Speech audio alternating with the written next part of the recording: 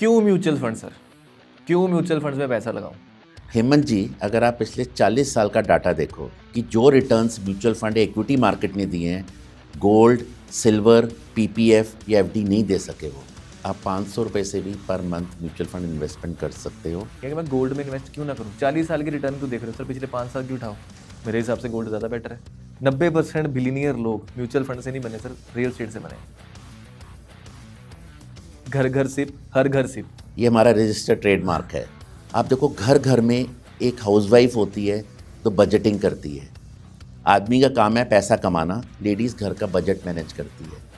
वो ज़रूर सोचे म्यूचुअल फंड में इन्वेस्टमेंट करने के लिए। मनिंदर सिंह चड्ढा कौन है? 91 में जब मैंने स्टार्ट किया था और साथ ही 6 महीने के बाद हर्षद मेहता स्कैम शुरू हो गया था। तो आई have seen all the phases of the stock market. इतना मेरा विजन आ गया था, इतना मैं समझ चुका था, आने वाला टाइम हिंदुस्तान का टाइम है।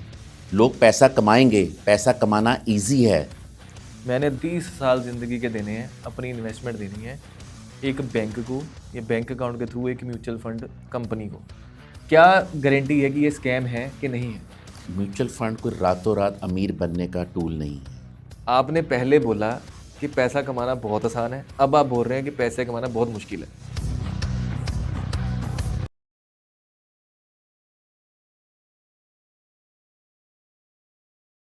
शेयर मार्केट में पैसा इन्वेस्ट कर दिया है, सोच रहे हैं कि अब तो बहुत भारी रिटर्न आने ही वाली है, या फिर बिल्कुल ही अलग माइंडसेट है। आप सोचते हैं कि स्टॉक मार्केट में पैसा लगाना तो एक स्कैम है, शेयर मार्केट में पैसा लगाना एक स्कैम है, म्यूचुअल फंड में पैसा लगाना भी एक स्कैम है।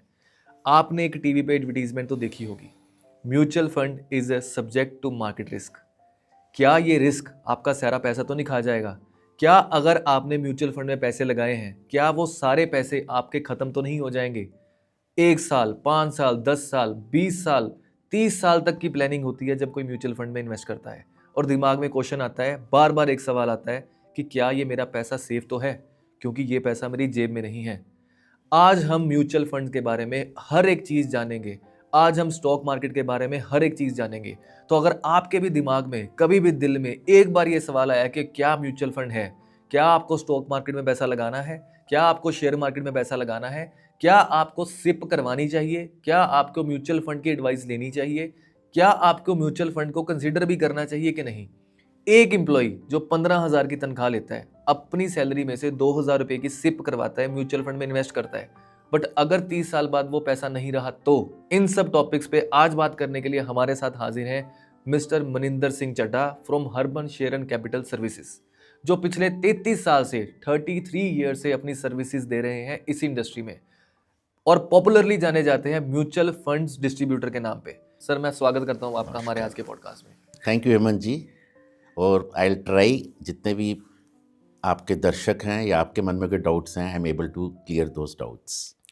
सर, हम तो आपको जानते हैं, आप जो व्यूअर्स आपको फर्स्ट टाइम देख रहे हैं उनको पहले ये क्लियर कीजिए कि क्यों उन्होंने आप जो भी इंफॉर्मेशन देने वाले हो उस पर ट्रस्ट करना है।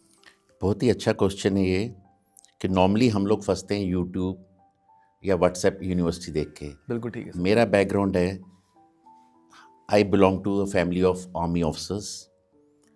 आई have done my MSc in physics electronics, और मैं इस बिज़नेस में हूँ since 1991। I am the founder of Harman shares and capital services. It's an ISO certified company awarded by the Punjab government. और I have seen all the different phases of the market. 91 में जब मैंने start किया था और साथ ही 6 महीने के बाद हर्षद मेहता स्कैम शुरू हो गया था। उसके बाद 98 में केतन पारेख स्कैम आया, 2000 में टेक बबल आई, 2008 में सब प्राइम आया, 2020 में कोविड आया। तो आई have seen all the phases of the stock market and I can very comfortably से अब मैं अपने क्लाइंट्स की इमोशनल बिहेवियर को कंट्रोल कर सकता हूँ। सिंपल सा सवाल, मनिंदर सिंह चड्ढा कौन है? मैंने अपनी MSc फिज़िक्स इलेक्ट्रॉनिक्स में जबलपुर यूनिवर्सिटी से करी थी, since my dad was posted there and is a colonel retired from the Indian army. Then I got selected in merchant navy. पूरे एशिया में 91 में सिर्फ 2 स्टूडेंट सिलेक्ट हुए थे, ओरिएंटल शिपिंग कंपनी थी, उनमें से एक मैं भी था। बट डैड में वो इमोशनल आ गया कि एक इकलौता बेटा है, ये क्यों भेजूँ उसको बाहर, इसको मैंने अपने पास रखना है। After retirement dad came to Punjab and he settled in Jalandhar. और मुझे 91 में मंडल कमीशन हुआ था। बहुत सारे कॉलेज स्टूडेंट्स, यूनिवर्सिटी स्टूडेंट्स उसमें अफेक्टेड हुए थे। उसके डर से डैड ने मुझे जबलपुर से जलंधर में ले आए and he told me stock market का काम शुरू कर दो। मुझे ज़ीरो नॉलेज थी, but my dad is again A MBA finance, he is MA economics. उन्होंने मुझे स्टार्टिंग में गाइड किया। मैं इतना मेरा विजन आ गया था, इतना मैं समझ चुका था आने वाला टाइम हिंदुस्तान का टाइम है। लोग पैसा कमाएंगे, पैसा कमाना इजी है, बट पैसा मैनेज करना will be a big challenge for the people. इस चीज़ ने मुझे मोटिवेट किया कि मैंने अपनी लाइन में अपनी चेंज नहीं करना, मैंने कंटिन्यू करना है। And I have seen lot of ups and downs. हमारी फाइनेंशियल मार्केट में बहुत अप्स एंड डाउन्स हमने देखे, बहुत ट्रांसफॉर्मेशन देखी, but my vision was very very clear कि मैंने इस लाइन में कंटिन्यू करना है। आखिरकार mutual funds, stock market, share market है क्या? देखिए, बिल्कुल लेमैन की तरह समझूंगा कि हम ये सोच के चलें कि हमें बिल्कुल नहीं पता। हमने सिर्फ नाम सुना कि स्टॉक मार्केट चीज़ होती है, शेयर मार्केट चीज़ होती है, मनी मार्केट एक चीज़ होती है, और ऐसे ही म्यूचुअल फंड्स हैं, सिप्स हैं, बहुत सारी टर्मिनोलॉजीज आ जाती हैं जो मेरे ख्याल से बेसिक नॉलेज कॉमर्स स्टूडेंट होंगे, मे बी वो थोड़ा बहुत अवेयर होंगे इन टर्म्स के बारे में, लेकिन बहुत सारे ऐसे लोग हैं मेरे जैसे जिनको इन टॉपिक के बारे में बिल्कुल भी नहीं पता। तो बिल्कुल बेसिक से स्टार्ट कर रहे हैं सर, ताकि आज उनको क्लियर हो जाए कि अगर कोई भी दिमाग में ये लेके बैठा है कि एक बार उसने सोच लिया है कि कभी सुना है सिप करवानी चाहिए कि नहीं करवानी चाहिए, म्यूचुअल फंड करना चाहिए कि नहीं करना चाहिए, है क्या ये सब कुछ सर? एक एक करके प्लीज़ पहले ये डिफाइन कीजिए। स्टॉक मार्केट है या उसको आप शेयर मार्केट कह लो, उसमें आप किसी पर्टिकुलर कंपनी के शेयर्स खरीदते हैं। जैसे रिलायंस इंडस्ट्रीज़ के हो गए, इन्फोसिस हो गया, टाटा हो गया, विप्रो हो गया, ब्रिटानिया हो गया, हिंदुस्तान लीवर हो गया।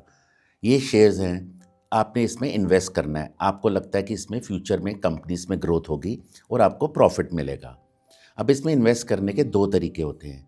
एक तो आप डायरेक्ट अपनी समझ, अपनी नॉलेज से इन्वेस्ट करें, या आप थ्रू म्यूचुअल फंड के थ्रू आप उसको इन्वेस्ट करें। स्टॉक मार्केट में, शेयर मार्केट में नॉलेज से ज़्यादा इंफॉर्मेशन की ज़रूरत होती है। अब आप बीमार होते हो हेमंत जी, क्या करते हो? आप गूगल सर्च करते हो कि you go to some doctor के पास जाते हैं। डॉक्टर के पास। आपको टैक्सेशन प्रॉब्लम्स आती हैं, बिल्कुल सर। तो खुद ही करते हो या आपने कोई हायर करा प्रोफेशनल? सीए है सर, सीए करते हैं। गाड़ी भी रखी होगी आपने, बिल्कुल सर। गाड़ी खराब भी होती होगी, बिल्कुल सर। तो खुद ही ऑफिस से छुट्टी लेके ठीक करते हो या व्हाट यू ड्राइवर डू? जाता है सर, कहाँ जाते हैं ड्राइवर? सर्विस सेंटर में। Service centre. खुद क्यों नहीं आप ठीक करते, या खुद ही क्यों नहीं आप अपने अकाउंट्स देखते, या खुद ही कुछ आपको लीगल प्रॉब्लम आती है आप खुद ही एडवोकेट के पास क्यों जाते हो? क्योंकि सर हर चीज़ का एक स्पेशलिस्ट है, उसको पता है कि एक्चुअल में प्रॉब्लम कहाँ है, वो उस प्रॉब्लम को जड़ से ख़त्म कर सकता है। मैं Wonderful. माइट भी ऊपर से सही कर लूँगा, लेकिन मुझे उसका सोर्स मैं नहीं फाइंड आउट करके सही कर सकता। वंडरफुल। सेम वे, आपने जब पैसा कमाना है, आपको भी एक एक्सपर्ट की ज़रूरत होती है जो आपकी हैंड होल्डिंग करके आपको अपने गोल्स तक लेके जाए। पैसा कमाना तो आजकल बहुत इजी हो गया है, उसको मैनेज करना day by day it's becoming lot of difficult. So you need a professional to manage your money. आपका काम होना चाहिए हेमंत जी, सिर्फ अपनी हेल्थ पे फोकस करो, अपनी फैमिली पे फोकस करो और अपने बिजनेस पे फोकस करो। आपका काम होना चाहिए बिजनेस में नए कस्टमर कैसे आएँ, मैं बिजनेस में कोलैबोरेशंस कैसे करूं, इन्वेस्टमेंट्स का या बाकी चीज़ें leave to the professionals. Sir ये तो म्यूचुअल फंड की हमने बात कर ली। अगर हम बात करें अदर टाइप्स ऑफ इन्वेस्टमेंट की, एक है म्यूचुअल फंड्स, एक है एफडी, एक है क्रिप्टो। तीनों में क्या डिफरेंस है और क्यों म्यूचुअल फंड ही चूज करना है? बहुत अच्छा क्वेश्चन है हेमंत। पहले म्यूचुअल फंड्स को हम और अंडरस्टैंड करें थोड़ा डीपली जाके। म्यूचुअल फंड है क्या चीज़? म्यूचुअल फंड है पूल ऑफ मनी।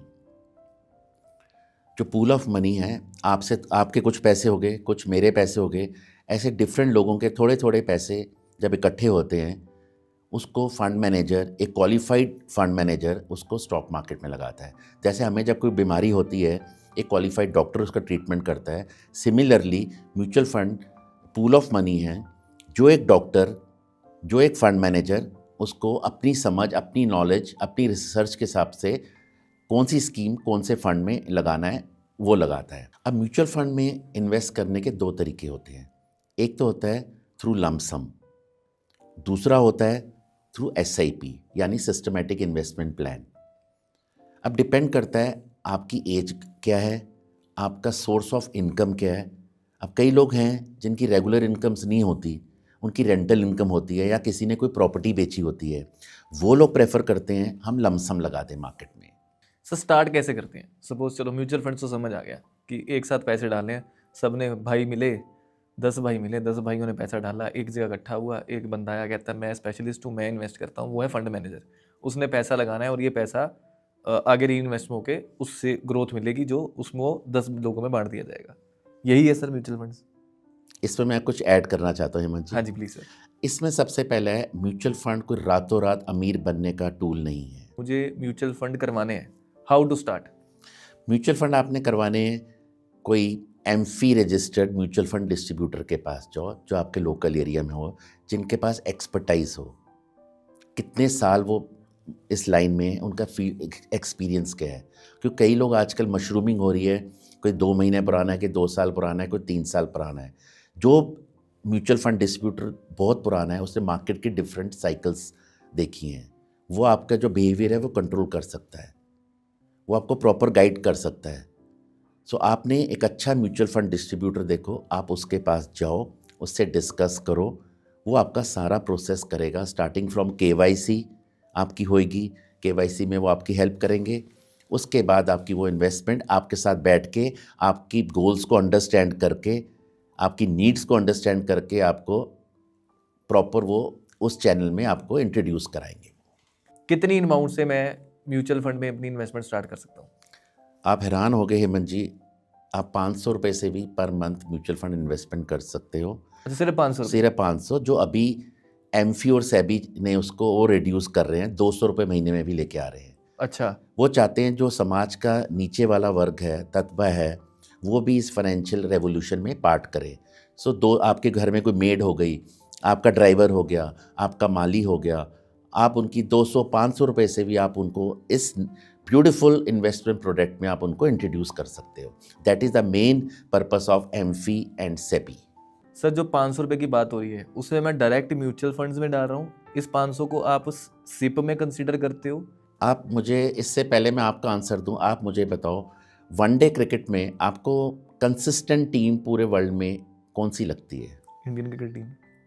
और दूसरी जो आपको, इमोशनल मत हो, जो जिसका ट्रैक रिकॉर्ड कंटिन्यूस जो matches maximum international maximum world, Australia. Australia. अब ऑस्ट्रेलिया वनडे टीम में क्या करते हैं वो लोग, वो रेगुलर हर ओवर में सिंगल्स लेके स्ट्राइक रोटेट करते हैं वो लोग, वो अपने पे प्रेशर नहीं आने देते, और बीच बीच में वो चौके और छक्के भी मारते हैं। तो जब इन दोनों का कॉम्बिनेशन होता है, आप देखो at the end of 20 overs अगर T20 है, या at the end of 50 overs अगर वो 50 ओवर मैच है, ऑस्ट्रेलिया की टीम एक बहुत बड़ा रन रेट खड़ा कर देती है। सिमिलरली जो सिंगल्स हैं वो आपकी SIP हो गई है, और बीच बीच में जो चौके छक्के होते हैं आप लमसम डालो। आप अगर सर्विस में आपको कोई बोनस मिला है, आपको कोई इंसेंटिव मिला है, आपकी कोई सैलरी हाइक हुई है, पार्ट ऑफ मनी, मैं ये नहीं कह रहा सारे पैसे आप डालो, एटलीस्ट 50% वो लमसम में डालते रहो। क्या वो मैंने 500 रुपया आपको पे करना है? क्या वो मैंने 500 रुपया किसी ऑनलाइन पोर्टल में पे करना है? वो पे कैसे करना है मैंने, और मेरी उसकी सेफ्टी क्या है कि मैं जो पैसे दे रहा हूँ? आपको मैं बता दूं Hemant ji, mutual fund is the most regulated product. इसका सेबी का इतना कंट्रोल है, यही सिर्फ पूरे वर्ल्ड में एक ऐसा प्रोडक्ट है जिसमें आपके म्यूचुअल फंड डिस्ट्रीब्यूटर की क्या इनकम है, 6 महीने के बाद आपको आपके रजिस्टर्ड ईमेल में आएगी मेल कि ये आपका इन्वेस्टमेंट अमाउंट है, उसकी आज इन्वेस्टमेंट वैल्यू इतनी हो गई है, और आपके म्यूचुअल फंड डिस्ट्रीब्यूटर है उसने इतना कमाया। इतना ट्रांसपेरेंट प्रोडक्ट है ये।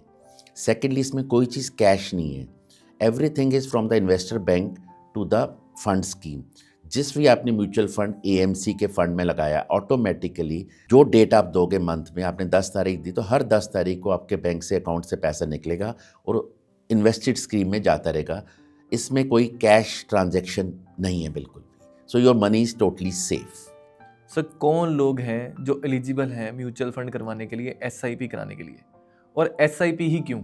अगर मैं SIP की बात करूं, आपकी तो टैगलाइन ही है, घर घर सिप, हर घर सिप। ये हमारा रजिस्टर्ड ट्रेडमार्क है। तो क्यों सर, मतलब क्यों घर घर सिप, क्यों हर घर सिप? घर घर सिप, हर घर सिप इसलिए क्योंकि मेरा एक मिशन है कि मैं चाहता हूँ एटलीस्ट 10,000 फैमिलीज़ को मैं उनमें फाइनेंशियली ट्रांसफॉर्मेशन कर सकूँ, मैंने जैसे आपको पहले ही बोला था, लोग पैसा कमा रहे हैं पर उनको पता नहीं सही जगह में पैसा लगाना है कैसे है। वो अनरेगुलेटेड पोंजी स्कीम में लोग फंस रहे हैं, रातों रात अमीर बनने के चक्कर में लोग क्रिप्टो में पैसा लगा रहे हैं, कमिटीज चिट फंड में पैसा लगाते हैं, फिर हम सडनली देखते हैं उनका पैसा डूब गया है। मेरा मिशन है फाइनेंशियल लिटरेसी करना। आज का जो प्रोग्राम है, this is also a part of this mission. ज़्यादा से ज़्यादा लोग ये देखें, पैसा आपका है, इसकी सेफ्टी आपने देखनी है, and this is the most regulated product. तो इसको मैं चाहता हूँ 10,000 फैमिलीज तक ये मैसेज पहुँचे। आप पैसा तो कमा रहे हो, जिस एज से आप स्टार्ट करना शुरू करते हो, the day you become major, 18 साल की उम्र आप मेजर होते हो, और अगर आप पैसा कमा रहे हो, स्टार्ट इन्वेस्टिंग। इर्रिस्पेक्टिव कि हमने कितनी अमाउंट करनी है, एटलीस्ट एक हैबिट लेके आओ हर मंथ एक फिक्स्ड अमाउंट इन्वेस्ट करने की। और जैसे मैंने कहा है, जब तक पैसा आप कमा रहे हो, टिल द टाइम आप 60 साल के हो, 70 साल के हो, जब तक पैसा कमा रहे हो, आप कहीं ना कहीं तो अपना पैसा इन्वेस्ट करोगे, सेव करोगे। Why not mutual funds? क्यों म्यूचुअल फंड सर? क्यों म्यूचुअल फंड्स में पैसा लगाऊं? मेरे पास गोल्ड है, मैं गोल्ड में लगाऊंगा। मैं रियल एस्टेट है, मैं रियल एस्टेट में लगाऊंगा। आपने बोल दिया ठीक है, छोटे छोटे पैसे लगाने हैं, मैं बैंक से लोन लेके प्रॉपर्टी बाई कर लेता हूँ, किस्तें भर दूंगा। SIP ही क्यों? म्यूचुअल फंड्स ही क्यों? मैं नहीं करता, क्यों करूँ मैं? वेरी नाइस क्वेश्चन हेमंत जी। आपको ये जान के हैरानगी होगी कि म्यूचुअल फंड्स सब कवर करता है। अगर आप कहोगे जी मैंने पैसा FD में ही लगाना है, म्यूचुअल फंड के पास वो डेट प्रोडक्ट्स हैं जो FD से 1 या 1.5% ज़्यादा रिटर्न देंगे, और उनका मार्केट के उतार चढ़ाव से कोई लेना देना नहीं है। अगर आप चाहते हो मैं गोल्ड में इन्वेस्ट करूं, क्या आप 1,000 रुपये का गोल्ड ले सकते हो हर महीने जाके ज्वेलर की शॉप से? सर मैं ले लूँगा। 1,000 रुपये का आप ले लोगे? मैं ले लूँगा नेट से। आपने नेट से लोगे 1,000 नहीं रुपये सर, का? मैं जाऊँगा, मैं 1,000 रुपये पकड़ाऊँगा, मैं ले लूँगा। मुझे कितना ईजी लग गोल्ड रहा है, आएगा? आपको ईजी लगेगा? मुझे ईजी लग रहा है ना। देखिए मैं नहीं समझ रखता स्टॉक मार्केट की, बिल्कुल ठीक तो है। मैं सिंपल जाऊँगा, मैं 1,000 रुपये लेके जाऊँगा। मुझे पता है मैं कितना ज्वेलर के गोल्ड पास आएगा? गया, तो जितना भी आया मैं Plus 1,000 रुपये लेके गया, 1,000 मैंने रुपये बोला आप- कि सर ये 1,000 रुपये लो, आप मुझे गोल्ड दो। मुझे पता है चाहे इतना सा टोटा भी आए, इतना सा अब टुकड़ा उसको भी आए, वो संभालना मेरा है। कितना मुश्किल है। अब उसको आप कहाँ संभालोगे? लॉकर में रखोगे? चाहे आज 1,000 करते जब वो लाखों का हो जाएगा, लॉस ऑफ थेफ्ट का भी डर होता है। फिर इसमें क्या ब्यूटी है, आप हर महीने SIP लगाओ गोल्ड में, गोल्ड के ETF फंड में लगाओ। और लोग आजकल ज़्यादातर अपने बच्चों को इलेक्ट्रॉनिक फॉर्म्स में गोल्ड देते हैं, क्योंकि मैरिजेस भी बड़ी अनसर्टेन हो गई हैं। आपकी बेटी की मैरिज है, जो नेसेसरी गोल्ड है आप उसको दीजिए, बाकी गोल्ड आप म्यूचुअल फंड में जो उनका इन्वेस्टेड है ETF में, आप उनको वो स्टेटमेंट दे दो कि आपका इतना गोल्ड हमने इकट्ठा कर लिया है। या जब आपने वो रिडीम कराना है, जो 10 साल 15 साल बाद गोल्ड की वैल्यू होगी, उस ETF की भी वही वैल्यू होगी। एक कागज़ ही है, कोई संभालने की ज़रूरत नहीं, बार बार ज्वेलर के पास जाने की ज़रूरत नहीं है, ऑटोमेटिकली आपके अकाउंट से डेबिट होता रहेगा। दूसरा है, आप कहोगे कि मैंने रियल स्टेट में लगाना है। म्यूचुअल फंड के पास रियल स्टेट फंड्स हैं, REIT। आप सिर्फ रियल स्टेट में इन्वेस्ट करते हैं। सो आपने अपना बनाना है कि आप किस पर्टिकुलर, आप गोल्ड में चाहते हो, डेट में चाहते हो, रियल स्टेट में चाहते हो। म्यूचुअल फंड के पास हर बीमारी की दवा है। सर पर म्यूचुअल फंड ही क्यों? मैं अभी आप जो बात कर रहे हैं ना, आपकी बात से मुझे एक चीज़ क्लियर हो रही है। आप फैमिलीज़ की बात कर रहे हैं, आपने कहा 10,000 फैमिलीज़ को मुझे रीच करना है। 1,000 रुपये का गोल्ड खरीदोगे तो क्या खरीद सकते हो कि नहीं खरीद सकते हो? सर मैं आपके कंसेप्ट से सेटिस्फाइड नहीं हूँ, टू बी ऑनेस्ट। 1,000 रुपये की बात क्यों कर रहे हो? मैंने लगाना है 5 लाख रुपये। मैं बड़ा बिजनेस ओनर हूँ, मैं लगा रहा हूँ 1 लाख रुपये लगाना है। नहीं सर, मैं मुझे let me complete the question कि मैंने 1 लाख रुपये लगाना है, मैंने 5 लाख लगाना है, मैंने 10 लाख लगाना है, मेरी में कैपेसिटी है, मैं पे कर सकता हूँ। तो मैं म्यूचुअल फंड में क्यों लगाऊँ? मैं 1 लाख रुपये की, मेरी सपोज 10 लाख रुपये सैलरी है, मैं लाख रुपये सिप पे क्यों लगाऊँ? मैं गोल्ड खरीदूंगा, मुझे लग रहा है वो जल्दी रिटर्न देगा। मैं लाख रुपये रियल स्टेट में लगाऊंगा, मुझे लग रहा है जल्दी रिटर्न देगा। म्यूचुअल फंड को अगर मैं गोल्ड और रियल स्टेट से कंपेयर करूं तो मुझे रिटर्न क्या मिलेगी? मैं एज ए बिजनेस माइंड से सोच रहा हूं सर। हमने बात करी है, देखिए काफ़ी एडवर्टीजमेंट चलती हैं, काफ़ी लोग सोचते हैं कि स्टॉक मार्केट में पैसा ला के बनाया जाता है। तो मैं अगर अपनी पर्सनली बात करूं तो मेरे फैमिली में भी ऐसे हैं जिन्होंने स्टॉक मार्केट में इन्वेस्ट किया और वो 3 महीने में स्टॉक की 40 to 50% रिटर्न वो ले रहे हैं। स्टॉक मार्केट में लगाने में खुद लगाया, कोई म्यूचुअल फंड डिस्ट्रीब्यूटर नहीं है उसमें। तो मैं म्यूचुअल फंड में इन्वेस्ट क्यों करूं? मैं गोल्ड में इन्वेस्ट करूंगा, मैं रियल स्टेट में इन्वेस्ट करूंगा, या मुझे आप ऐसा बोलो कि आप मुझे ऐसे स्टॉक बताओगे जिसमें मैं ऐसे इन्वेस्ट करूंगा, मेरी गोल्ड से ज़्यादा मुझे रिटर्न मिलेगी। मतलब मैं करूं ही क्यों? 1,000 वाली बात समझ आ गई, चलो मान लिया कि मैं 1,000 रुपये की क्या जाऊंगा, चलो 1,000 रुपये में कर भी दिया, कोई फ़र्क नहीं है। बट अगर मेरी कैपेसिटी ज़्यादा है तो why to go for mutual funds? Hemant ji, अगर आप पिछले 40 साल का डाटा देखो, ये मेरा नहीं कोई बना हुआ, आप पिछले 40 साल का जो डाटा देखोगे, आप उसको कंपेयर करोगे gold, PPF, silver, bank FD या म्यूचुअल फंड से, you will be surprise, it will be shocked कि जो returns mutual fund equity market ने दिए हैं, गोल्ड, सिल्वर, पीपीएफ या एफडी नहीं दे सके वो। क्योंकि देखो, जब हम इन्वेस्ट करते हैं, मैंने आपसे पहले भी कहा था, म्यूचुअल फंड के पास कोई रातों रात अमीर बनने का कोई जादू की छड़ी नहीं है। म्यूचुअल फंड में जब आप इन्वेस्ट करते हो, अपना एक गोल बना के आप इन्वेस्ट करते हो और उस गोल की तरफ आप बढ़ते हो। ठीक है, मैं आपसे एग्री करता हूँ, लोग स्टॉक मार्केट में लोगों के एक एक महीने में पैसे डबल हुए हैं, दो दो महीने में पैसे डबल हुए हैं, पर जो एक्चुअली वेल्थ बनती है, जो एक्चुअली पैसा, जो एक्चुअली पूंजी बनती है, वो लॉन्ग टर्म इन्वेस्टमेंट से ही बनती है। क्योंकि लॉन्ग टर्म इन्वेस्टमेंट एक प्रोसेस है। अगर आज आपका बेटा, मैं आपसे एक सवाल पूछ रहा हूँ, कितना बड़ा है? 3 साल का है सर। 3 साल का। अगर आप चाहते हो उसको डॉक्टर बनाना है, एक प्रोसेस फॉलो होगा जी। पहले बच्चा 10th क्लियर करेगा, फिर आपका बेटा 11th में मेडिकल लेगा, फिर वो 12th में नीट का एग्ज़ाम देगा, उसके बाद वो मेरिट के बेसिस में डॉक्टर बनेगा। ये प्रोसेस है। सिमिलरली, अगर आपने अच्छा धन कमाना है, अच्छा पैसा कमाना है, आप अच्छी पूंजी इकट्ठी करनी है, उसका भी एक प्रोसेस है। तो हम जब लॉन्ग टर्म की बात करें, ठीक है, लॉन्ग टर्म इन्वेस्टमेंट करनी चाहिए, लेकिन मेरा अगेन क्वेश्चन यही है कि मैं गोल्ड में इन्वेस्ट क्यों ना करूं? 40 साल की रिटर्न क्यों देख रहे हो सर? पिछले 5 साल की उठाओ।